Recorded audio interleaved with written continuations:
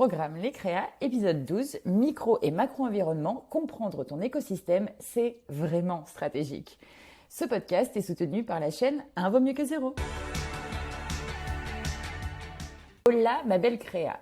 C'est parti, on va parler du micro et macro-environnement. Ne transpire pas, oui je sais, ça sonne comme un cours d'éco de terminale, mais reste avec moi parce que c'est justement ce que 90% des entrepreneurs oublient de faire. Et c'est aussi ce qui fait la différence entre un business qui tient un an et un business qui s'installe durablement. Le mythe, mon business dépend juste de moi, non, c'est complètement faux et c'est probablement l'une des plus grandes illusions de l'entrepreneuriat solo. Tu peux être talentueuse, bosseuse, passionnée, disciplinée. Si ton environnement bouge, ton business bouge aussi avec lui. Donc ton activité, c'est pas une île paradisiaque au milieu d'un océan très calme, c'est plutôt un bateau au milieu d'un océan en mouvement. Et si tu veux éviter de te prendre une vague en pleine figure, il faut comprendre d'où viennent les courants. Donc d'abord, le micro-environnement, ton terrain de jeu immédiat.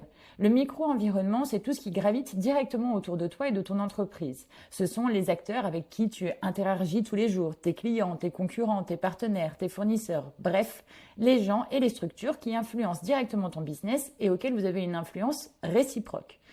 Pour te donner un exemple concret, imaginons que tu es coach en bien-être. Ton environnement, ton micro-environnement, c'est tes clients, ça veut dire leurs attentes, leur budget, leurs freins, etc.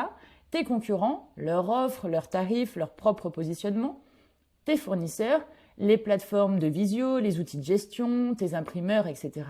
Et enfin, tes partenaires, les influences, les autres praticiens, les espaces de bien-être, les réseaux de femmes, par exemple, etc. Si demain, ton fournisseur augmente ses prix ou qu'une concurrente lance une offre similaire à moitié prix, ton business en ressentira l'impact immédiatement. C'est pour ça que analyser ton micro-environnement, ce n'est pas un exercice académique, c'est une question de lucidité stratégique. Qui est-ce qui t'entoure, qui t'influence et surtout, qui peut t'aider à grandir ? Toujours une petite anecdote pour t'accompagner. Donc, je travaillais avec une architecte d'intérieur indépendante spécialisée en espace de travail qui ne comprenait pas pourquoi elle stagnait depuis un an. Quand on a décortiqué son micro-environnement, on a vu le problème. Tous ses clients étaient des micro-entreprises ou des agences entre 1 et 2 salariés avec des budgets ultra limités. Et son réseau, c'était plein de freelances dans la même situation. Résultat, elle bossait beaucoup, mais ne pouvait pas évoluer. Elle a donc élargi son réseau à des agences, des structures publiques et des startups en croissance. Et en l'espace de 6 mois, comme par hasard, elle a doublé son chiffre d'affaires. Moralité, si ton environnement te limite, ton business, il plafonne. Maintenant, on va passer au macro-environnement, c'est-à-dire les forces extérieures. Cette fois-ci, elles ont de l'influence sur toi, mais toi, tu n'as pas d'influence sur elles. C'est-à-dire que c'est vraiment le décor global dans lequel ton entreprise évolue. Ce n'est pas toi qui le contrôle, mais il t'impacte directement. C'est tout ce qui touche à la politique, l'économie, la société, la technologie, à l'environnement et puis à la loi. Bref, ce qu'on appelle le modèle Pestel. C'est ce que tu trouves dans ton livre.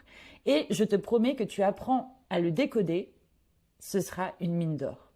D'abord, la politique. Tu crois que la politique n'a rien à voir avec ton business ? Grossière erreur. Chaque changement de loi, chaque réforme, chaque aide ou réglementation peut t'aider ou te freiner. Exemple, la réforme du statut d'auto-entrepreneur ou encore la TVA sur les formations ou encore les subventions régionales pour la transition écologique. Bref, si tu les ignores, tu passes à côté d'opportunités concrètes. Ensuite vient la partie économique. Donc l'inflation, le pouvoir d'achat, les taux d'intérêt, tout ça, en réalité, ça influence tes ventes. Quand le panier moyen baisse, tes clients deviennent plus exigeants. Elles ou ils veulent plus acheter au prix juste et investir intelligemment. Donc, ils font plus attention. Donc, si tu n'adaptes pas ton business à cette réalité, tu finis par vendre à perte ou à t'épuiser à vouloir convaincre ce qui n'est pas adapté. Enfin, troisième point, le socio-culturel. Et là, c'est un facteur d'or, parce qu'ici, on parle de tendances de société, les comportements, les valeurs, les mœurs, les attentes. Par exemple, la montée de la quête de sens, la recherche d'authenticité, la demande de slow business ou encore l'explosion du télétravail. Si tu comprends ce qui fait vibrer ta cible aujourd'hui, tu peux anticiper ce qu'elle voudra demain. Ensuite, on va avoir la technologie. Celui-ci, Il avance à la vitesse de la lumière. Et tu le vois bien, l'IA, l'automatisation, la digitalisation, les outils collaboratifs, la réalité augmentée, bref, tu n'as pas besoin de tout maîtriser, mais tu dois savoir ce qui se passe. Un exemple concret, ChatGPT, Notion, Canva, Zapier, ces outils peuvent te faire gagner un temps fou, seulement et seulement si tu les utilises intelligemment. Ensuite, tout ce qui va être lié à l'environnemental. Il faut savoir que les consommateurs changent, leur façon, leur vision change, la consommation en elle-même change, parce que les personnes veulent du sens, du local, du durable. Et même si ton activité n'est pas green, tu peux toujours réduire ton impact, parler de tes valeurs ou choisir des partenaires éthiques. Ça inspire confiance et ça attire les bons clients généralement. Enfin, le dernier, c'est la partie légale. Et ça, c'est le socle. Les réglementations, le RGPD, les normes liées à ton activité, les mentions légales, etc. Oui, c'est pas sexy, mais c'est pas négociable. Si tu veux un business crédible et sécurisé, respecte la loi. Point à la ligne. Petite anecdote. Il y a une coach avec qui je travaillais qui avait une offre de formation en ligne. Mais elle ignorait complètement qu'il fallait une déclaration d'activité et un numéro NDA pour être éligible au financement. Résultat, en fait, elle a perdu un gros contrat avec une entreprise hyper intéressante, faute de conformité. Donc, elle avait su déceler les opportunités, elle avait su faire tout ce qu'il fallait, mais au final, c'est impossible. Alors qu'une simple recherche sur le site de la DREETS, c'est-à-dire DREETS, et elle aurait évité ça. Donc, je t'invite à aller faire un petit tour sur ce site, DREETS. Moralité, ce que tu ne sais pas peut te coûter très cher. Alors, merci Estelle, maintenant j'ai encore des sueurs froides, comment utiliser tout ça sans se noyer? Je te vois venir, tu te dis, non mais merci, je vais pas devenir analyste économique non plus.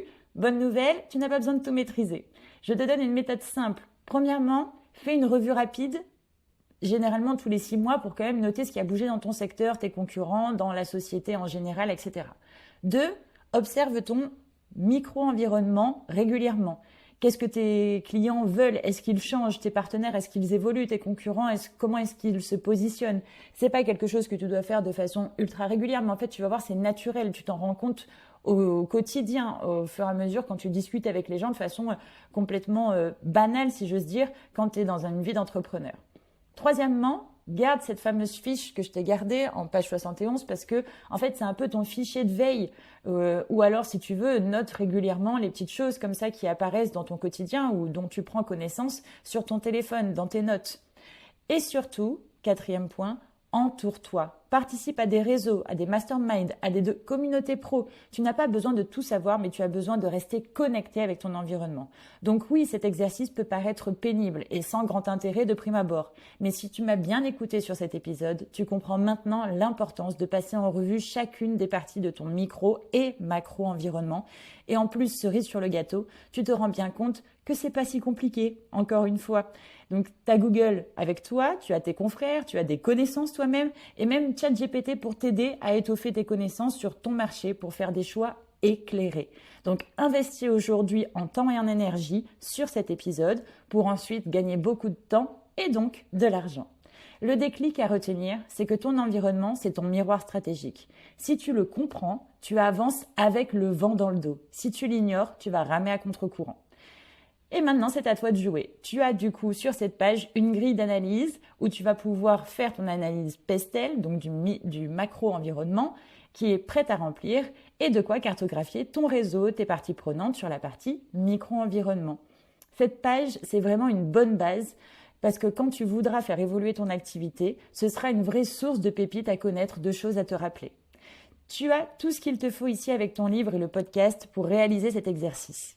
Et si tu veux tout de même qu'on fasse cette analyse ensemble, mon service Ta Coach dans ta poche, eh bien, est là pour ça. Et on pourra clarifier ensemble ton positionnement, ton environnement et bâtir la stratégie sur du concret, pas sur des suppositions, qu'on soit bien d'accord. Merci d'avoir écouté cet épisode et rappelle-toi, ton business ne vit pas dans une bulle, il évolue dans un monde qui bouge et toi, tu peux choisir d'en être spectatrice ou stratège. Tu es solo mais jamais seul. À très vite dans le prochain épisode.